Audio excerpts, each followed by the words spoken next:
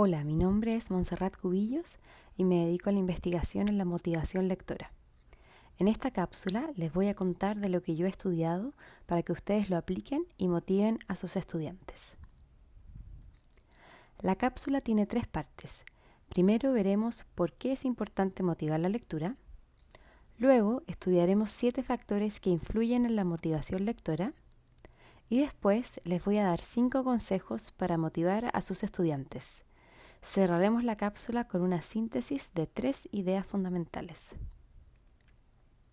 ¿Por qué motivar la lectura? Leer bien es difícil, y esto se nos puede olvidar, dado que la mayoría de los adultos hemos automatizado el proceso.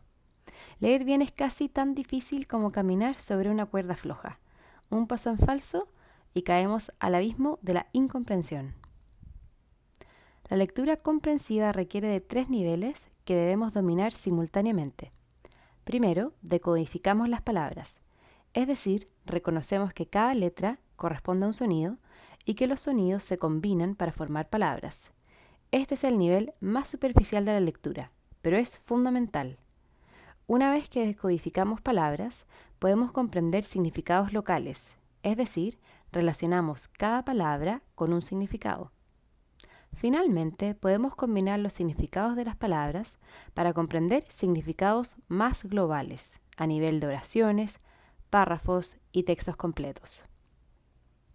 La motivación del estudiante, es decir, su entusiasmo, dedicación e interés por la lectura, juega un rol fundamental en el proceso de la lectura. En lugar de caminar por una cuerda floja, la motivación sirve como una de las barandas en las que los niños se apoyan para avanzar desde la decodificación hasta la comprensión global. Si la lectura es como un puente de tablas y cuerdas, la baranda de un lado puede ser la motivación y la del otro las competencias. Vimos en otra de las cápsulas que existen habilidades predictoras de la lectura, como son la conciencia fonológica, el conocimiento del impreso y el vocabulario. Esas son competencias claves para avanzar, y en el lado opuesto está la motivación. Los niños que dicen estar motivados por la lectura leen más y más frecuentemente que sus pares y obtienen mejores resultados en pruebas de lectura. Incrementar entonces la motivación es una manera efectiva de aumentar las probabilidades de que nuestros estudiantes sean lectores exitosos. Factores que influyen en la motivación. Hay muchos factores que influyen en la motivación lectora. Aquí les voy a hablar de 7 factores. Todos comienzan con la letra A. Así es más fácil recordarlos. Abundancia, autonomía, amistad y admiración, alinear incentivos, autoeficacia, apoyo y autenticidad de las tareas. La abundancia se refiere a un ambiente rico en material escrito. Mientras más amplio sea el abanico de posibilidades de lectura, mayor será la motivación. En estos tiempos de colegios y bibliotecas cerradas, es difícil tener acceso a libros impresos, pero se puede usar Internet y nuestro pasado lector para exponer a los estudiantes a la mayor cantidad de libros posible. Por ejemplo, podemos recomendarle al estudiante canales de YouTube que tengan videos de libros leídos en voz alta. La autonomía se refiere a la percepción de nuestro poder y agencia sobre lo que estamos haciendo. Si todo lo que hago, lo hago porque otro me lo pide, entonces tengo poca autonomía. Si para todo lo que hago necesito guía, también tengo poca autonomía. Tener un nivel sano de autonomía es muy motivador, y la percepción de autonomía se puede incrementar permitiendo que el estudiante elija las tareas a realizar y los materiales que quiere utilizar. Por ejemplo, eligiendo qué texto quiere leer entre 2 alternativas. Amistad y admiración. La motivación de los estudiantes aumenta cuando aquello que realizan los ayuda a conectarse mejor con sus amigos. Por ejemplo, cuando lee un cuento que un amigo le recomienda o cuando la tarea consiste en escribir una adivinanza para un vecino. La motivación también aumenta cuando las tareas que realizamos permiten que los estudiantes se sientan más unidos a adultos que ellos admiran, a sus papás, profesores o al propio tutor. Por ejemplo, un niño mostrará entusiasmo por leer un libro que le regaló su papá o una receta que a su mamá le gusta preparar. Alinear incentivos. Muchos estudios han demostrado que los incentivos contribuyen a la motivación más allá del corto plazo, solo si están alineados con el propósito de aprendizaje, en este caso la lectoescritura. Recibir un timbre o un chocolate a veces genera resultados en el corto plazo, pero no hace que los estudiantes permanezcan motivados ni que encuentren valor en lo que están haciendo. En cambio, un elogio bien dado puede ser muy eficaz en generar mayor motivación. El elogio siempre debe ser merecido. Si elogiamos por todo, el elogio pierde valor e incluso puede perjudicar la motivación. Las palabras que se usan para elogiar deben ser elegidas cuidadosamente y apuntar muy específicamente a aquello que el estudiante hizo bien. Es distinto decir muy bien que decir veo que reconociste que la palabra casa empieza con k. Además, los elogios siempre deben hacer que el estudiante se dé cuenta de su propio trabajo y se sienta orgulloso de él. Por ejemplo, es mejor decir qué orgulloso debes sentirte por este trabajo tan bien hecho, que decir me gustó mucho tu trabajo. De esta manera motivamos al estudiante al aprendizaje por la satisfacción del aprendizaje mismo y no por la respuesta que pueda tener quien lo está mirando. Por último, los elogios deben enfocarse en el esfuerzo y la dedicación más que en el resultado. Por ejemplo, después de practicar la lectura en voz alta, podríamos elogiar a un niño diciéndole, se nota que has practicado mucho, o vi que dudaste antes de decir esta palabra, pero fuiste valiente y te atreviste a decirla aunque era difícil. Los incentivos también pueden ser premios intangibles, siempre que ellos refuercen el objetivo y la motivación. Por ejemplo, podemos premiar a los estudiantes aumentando el tiempo de lectura de un cuento favorita, permitiéndoles elegir entre más alternativas o jugando un juego para conocernos mejor. Autoeficacia. La autoeficacia se define como la percepción que tenemos de nuestra habilidad para hacer algo, por ejemplo, de nuestra competencia como lectores. Mientras más competentes nos sentimos, mayor es nuestra autoeficacia y mayor será nuestra motivación. A nadie le gusta fracasar, por eso es normal que evitemos hacer aquello para lo que no nos sentimos competentes. Para aumentar la autoeficacia, es clave que nuestros estudiantes tengan abundantes experiencias de éxito, especialmente después de tareas desafiantes. El desafío siempre tiene que implicar un poco, pero no infinito esfuerzo, porque si no, amenaza más todavía la autoeficacia.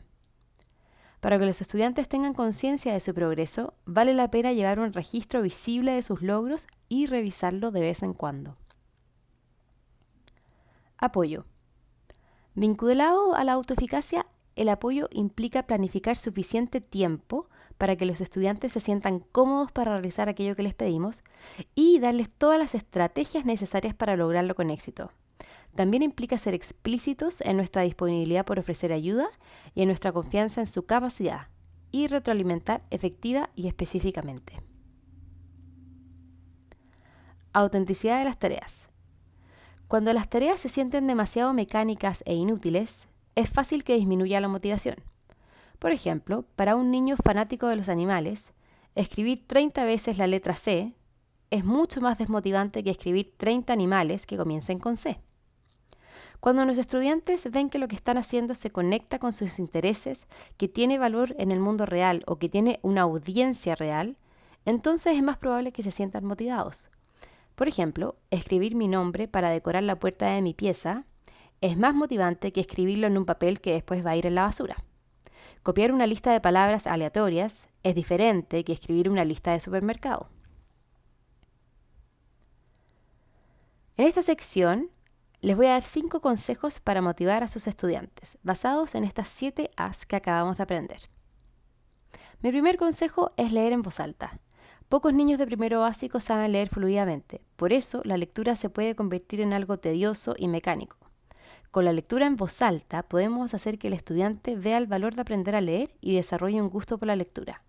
Como comenté antes, tener acceso a muchos y muy variados libros es una de las claves para generar motivación. Dado que la mayoría de los estudiantes no tiene acceso a libros en sus casas y dado que los colegios están cerrados, podemos brindar acceso a libros a través de la lectura oral. Los primeros 5 minutos de cada sesión los podemos dedicar a leer un cuento, una poesía, una canción o cualquier otro texto que esté alineado con los intereses de nuestros estudiantes. Si el colegio no propone lecturas específicas, podemos buscar material en internet. Esta lectura en voz alta tiene que ser un momento para disfrutar Queremos que el estudiante asocie la lectura con experiencias agradables. Además de motivar, la lectura en voz alta contribuye a la fluidez y la comprensión. De hecho, los estudios nos demuestran que el mejor predictor de habilidad lectora es la frecuencia con la que los padres les leen a sus hijos. Mi segundo consejo es tratar siempre de dar opciones. Una forma muy fácil de dar opciones es permitir que el estudiante elija el orden en el que quiere realizar las tareas. ¿Qué prefieres que hagamos primero? ¿Leer este texto o escribir esta palabra? También podemos permitir que el estudiante elija entre distintos textos para leer al comienzo de cada sección o entre distintas tareas para realizar siempre que ellas tengan el mismo objetivo. Para niños de 6 o 7 años recomiendo dar siempre 2 o máximo 3 alternativas. Mi tercer consejo es forjar vínculos. Conocer al estudiante es tan importante como darse a conocer. Si hay reciprocidad, el vínculo es más honesto y más fuerte. En cada sesión pueden conversar sobre una pregunta que ambos responden. Pueden ser preguntas superficiales como comidas favoritas o más profundas como hablar de las personas que queremos o de las cosas que nos dan miedo. Mientras mejor conocemos a los estudiantes, más capaces seremos de adaptar las tareas y los materiales para que se alineen a sus intereses. Es importante llevar registro de lo que nos cuentan para no olvidarnos y para seguir preguntando y mostrando interés. Por ejemplo, si el niño me cuenta que alguien está de cumpleaños, en la siguiente sesión puedo preguntarle por la celebración y puedo invitarlo a escribir una tarjeta al cumpleañero. Mi cuarto consejo es modelar el gusto y el beneficio de la lectura. Además de forjar vínculo entre una persona y otra, es importante que el vínculo sea específicamente entre un lector y otro. Nosotros podemos ser modelos lectores para los estudiantes y mostrarles con nuestro ejemplo el valor de la lectura. Para hacer esto, podemos comentar a los estudiantes lo que hemos leído recientemente, las cosas que hemos aprendido de esas lecturas, los temas de los que nos interesa leer, las cosas que hacemos cuando nos cuesta leer y explícitamente decirles que nos gusta leer.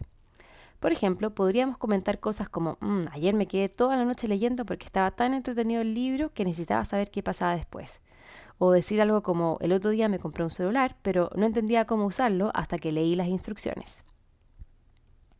Mi último consejo es estimular la curiosidad y el desafío.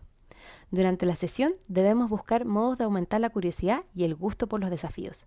Podemos dejar enganchados a los niños para una próxima sesión, por ejemplo, contándoles un poco de lo que vamos a ver o contándoles solo una parte del texto que vamos a leer. También podemos hacerle preguntas mientras trabajamos y modelar con nuestra propia curiosidad. Por ejemplo, después de escribir ojo, podemos preguntarnos, me pregunto por qué las personas tenemos ojos de colores diferentes. Cualquier tema puede ser excusa para desarrollar más lectura y más escritura. Además, debemos siempre tener altas expectativas de nuestros estudiantes y con mucho entusiasmo invitarlos a seguir desafíos. Por ejemplo, podemos decir, hoy traje un desafío especial para ti, o esto que vamos a hacer requiere de mucha atención, pero estoy segura de que vas a ponerte muy feliz cuando lo logres. También podemos modelar explícitamente el gusto por los desafíos compartiendo experiencias pasadas, por ejemplo diciendo, una vez me regalaron un libro que tenía más de 500 páginas, al principio no me lo quise leer, se veía demasiado largo, pero después dije, me lo voy a leer para demostrarme a mí misma que sí puedo, y entonces me lo leí y tuve que esforzarme mucho, pero después me sentí muy orgullosa de haberlo hecho. De esta cápsula me gustaría que se llevaran 3 ideas fundamentales. La motivación depende fuertemente del sentido de competencia. Mientras más competentes nos sentimos para hacer algo, más probable es que queramos hacerlo. Para hacer que nuestros estudiantes se sientan competentes lectores, tenemos que apoyarlos, enseñarles estrategias, elogiar su esfuerzo, fomentar su gusto por los desafíos y revisar constantemente sus logros. Además, la motivación depende de nuestra percepción de autonomía. Mientras más podemos elegir qué hacer y cómo hacerlo, más ganas tenemos de hacerlo. Y mejor todavía si estas alternativas se vinculan con nuestros intereses. Por último, la motivación por hacer algo aumenta cuando ese algo nos hace sentirnos conectados con las personas que queremos. Es importante forjar un vínculo fuerte y honesto con el estudiante, modelar la lectura en voz alta y compartir nuestro gusto por la lectura. Ya desde primero básico se puede ver qué tanto va a leer el estudiante cuando sea adolescente y adulto. Forjar un lector ahora es hacer un lector para toda la vida. Muchas gracias.